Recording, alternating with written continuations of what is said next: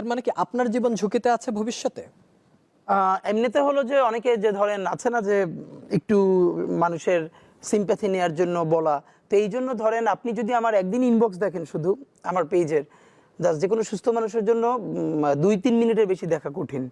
এখন যেটা হয়েছে, ইভেন আমি আমার পরিবারকেও কাউকে দেখাই না যে, তো এরপরে ফোন আমি জিডিও করেছি শাহবাগ থানায়, অন্তত একদিনে 10টার বেশি নাম্বার থেকে সরাসরি হত্যার হুমকি দেওয়া হয়েছে, ভিন্ন ভিন্ন 10টা নাম্বার থেকে। সেই 10টা নাম্বার সহ শাহবাগ থানায় জিডি করেছি, এরপর থেকে আর এর কোনো ইমপ্রুভমেন্ট পাই নাই। তো এটা আপনারা আবার অনেকে মিডিয়া বলবে যে তাহলে আপনি জিডি করেন নাই কেন, এই জন্য করে রাখা।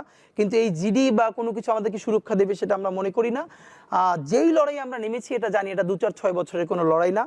আপনাকে জানিয়ে রাখি যে মেক্সিকোর পাশে আমেরিকা প্রতিবেশী হিসেবে যতটা পরাক্রমশালী, তার থেকেও বাংলাদেশের পাশে ভারত অনেক বেশি পরাক্রমশালী।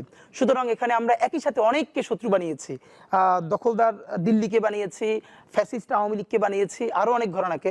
সুতরাং আমাদের এই লড়াইটা শুধু 2-4-5 বছরের, এটা খুবই ভুল। আমাদের লড়াইটা চলবে, এবং এজন্য আমি বলেছি আজকে যদি আমাকে হত্যা করা হয়, যে কোনো মুহূর্তে করা হতে পারে। আমি আমার বন্ধুদেরকে ইনকিলাব কালচারাল সেন্টারে সেদিনকে আমরা সবাই বসে বলেছি যে আল্লাহ যদি আমাকে আগে নিয়ে যায় তারপর তোমাদের করণীয় কি। আমি আমার পরিবার এবং আমার ভাই বন্ধুদেরকে ডেকে বলেছি যে আল্লাহ আমাকে নিয়ে গেলে করণীয় কি হবে।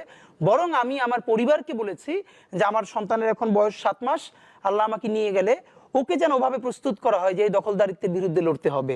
আল্লাহ ওকে যদি বড় করে ওর সন্তানও দখলদারিত্বের বিরুদ্ধে লড়বে, এই স্পিরিট যেন ওকে দেওয়া হয়, এটা আমি আমার পরিবারকে বলেছি। সুতরাং ভবিষ্যতের বাংলাদেশের যে দখলদারিত্বের বিরুদ্ধে লড়াই, এটা তীব্রতর হবে। আমাদের গণ অভ্যুত্থানের পরে বিপ্লব হওয়ার কথা ছিল, হয় নাই, ছাইচাপা আগুন হয়ে আছে।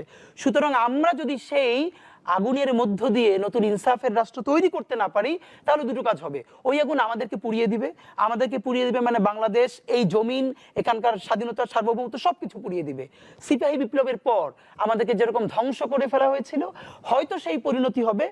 আর সেটা না হলে যদি আমরা রুখে দাঁড়াতে পারি, তাহলে আমাদের বিজয় হবে। সুতরাং আমরা লড়াইয়ের মধ্যেই আছি। আর একটা মজার ব্যাপার হলো যে আমি যখন ইনসাফের লড়াই করি, তখন তো সেখানে পরাজয়ের কিছু নাই।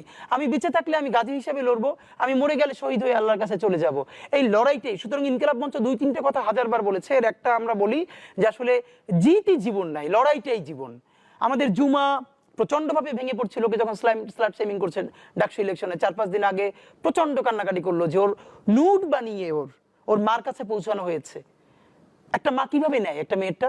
তারপরে কারণ আমি বলছি জুমা, এইসব বানিয়ে আমাদেরকে থামিয়ে দেওয়ার চেষ্টা করা হবে, আমরা থেমে গেলেই ওরা হ্যাপি হবে। সুতরাং আমাদের লড়াইটা যে ওদের কাছে খুবই গুরুত্বপূর্ণ এবং ওরা ভয় পাচ্ছে, এর মানে হলো ওরা আমাদেরকে এত ফোকাস করছে, আমাদেরকে সময় দিচ্ছে, আমরা লড়াই করে যাব। আর আমাদের এই লড়াই তো হার জিতের কিছু, আমরা